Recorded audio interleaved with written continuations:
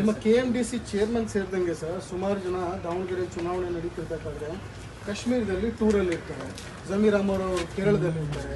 ಜವಾಬ್ದಾರಿಯನ್ನು ತಗೊಂಡು highest minority ವೋಟ್ಗಳೇ ಅಲ್ಲಿ ಸ್ಟ್ಯಾಂಡಿಂಗ್ ಪಾಯಿಂಟ್ ಅಂದಾಗ ಅಲ್ಲಿ ಯಾರು ಕೂಡ ಈ ರೆಸ್ಪಾನ್ಸಿಬಿಲಿಟಿನ ತಗೊಳ್ಳಲ್ಲ. ಚುನಾವಣೆ ಮುಗಿದ ಮಾರನೇ ದಿನ ಸಲೀಂ ಅಹಮದ್ ಅವರು ಆಮೇಲೆ ರಿಜ್ವಾನ್ ಅರ್ಷದ್ ಅವರು ಪತ್ರಿಕಾಗೋಷ್ಠಿ ಮಾಡಿ ನಮ್ಮವರೇ ನಮಗೆ ಬ್ಯಾಕ್ ಸ್ಟಾಪ್ ಮಾಡುವಂಥ ಪ್ರಯತ್ನ ಮಾಡಿದ್ದಾರೆ. ಇದೆಲ್ಲ ಸರಿ ಇದೆಯಾ ನಿಮ್ಮ ಪಾರ್ಟಿಲಿ ಅನ್ನೋದೇ ಕ್ವಶನ್ ಪದೇ ಪದೇ. ಚುನಾವಣೆಗಳು ಬಂದಂಥ ಇಂಥ ಬೆಳವಣಿಗೆಗಳು ಸ್ವಾಭಾವಿಕ. ಅದೇನು ಹೊಸದಾಗಿ ಏನಾದರೂ ನೀವು ನೋಡ್ತಾ ಇದ್ದೀರಾ? ನೀವು ಇಷ್ಟು ವರ್ಷ ರಿಪೋರ್ಟಿಂಗ್ ಮಾಡ್ತಾ ಇರ್ತೀರಿ ಚುನಾವಣೆಗಳ ಬಗ್ಗೆ, ಎಲ್ಲೂ ಕೂಡ ಆ ರೀತಿ ಹೊಸದು ಅಂತ ಏನು ಅನಿಸೋದಿಲ್ಲ. ಕೆಲವರಿಗೆ ಅಸಮಾಧಾನ ಇದ್ದಾಗ ಅವರು ಪಾರ್ಟಿಸಿಪೇಟ್ ಮಾಡೋದಿಲ್ಲ. ಈಗ ಜಮೀರ್ ಅಹಮದ್ ಅವ್ರ ಸುದ್ದಿ ಹೇಳಿದ್ರಿ. ಜಮೀರ್ ಅಹಮದ್ ಅವರು ಕೇರಳದಲ್ಲಿ ಅವ್ರನ್ನ ಇನ್ಚಾರ್ಜ್ ಹಾಕಿದ್ರು. ನಾನೇ ಮಾತಾಡಿದೆ ಅವರಿಗೆ, ನೀವು ಬಂದಿಲ್ಲಿ ದಾವಣಗೆರೆಯಲ್ಲಿ ಕ್ಯಾಂಪೇನ್ ಮಾಡಬೇಕು ಅಂತ ಹೇಳಿ ನಾನೇ ಮಾತಾಡಿದೆ ಫೋನ್ನಲ್ಲಿ.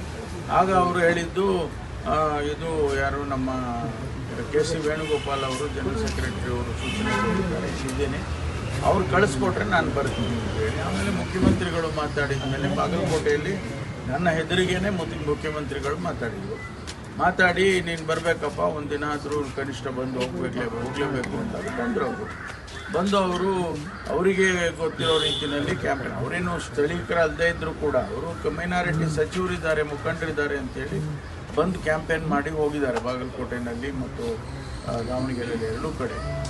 ಅದನ್ನು ಈ ಬೆಳವಣಿಗೆಗಳು, ವ್ಯತ್ಯಾಸಗಳು ಇವೆಲ್ಲವನ್ನು ಕೂಡ ಪಕ್ಷದ ಅಧ್ಯಕ್ಷರು ಕರೆದು ಮಾತಾಡಿ ಸರಿ ಮಾಡ್ತಾರೆ. ಅದೇನು ಅಂಥ ದೊಡ್ಡ ಇದು ವಿಚಾರ ಅಂತ ನನಗಾದರೂ ಅನಿಸೋದಿಲ್ಲ. ಯಾಕೆಂದರೆ ನಾನು ಕೂಡ ಇಂಥದ್ದೆಲ್ಲ ಮಾಡಿದ್ದೇನೆ.